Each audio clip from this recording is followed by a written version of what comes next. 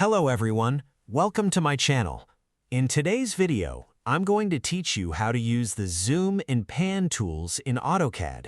These are fundamental skills that help you navigate your drawings efficiently and work more smoothly.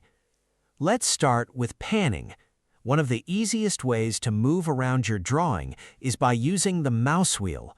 Press and hold the middle mouse button, then move your mouse to shift your view. This is called real-time pan, and it allows you to move quickly across your drawing. If you want to use the command line, type pan or just P and press Enter. Then click and drag with your mouse to move around. When you're done, press Enter or ESC to exit the command. Now let's talk about zooming. You can use the mouse wheel again for this. Scroll forward to zoom in and see details more closely, and scroll backward to zoom out and see a larger area of your drawing. You can also zoom using the command line.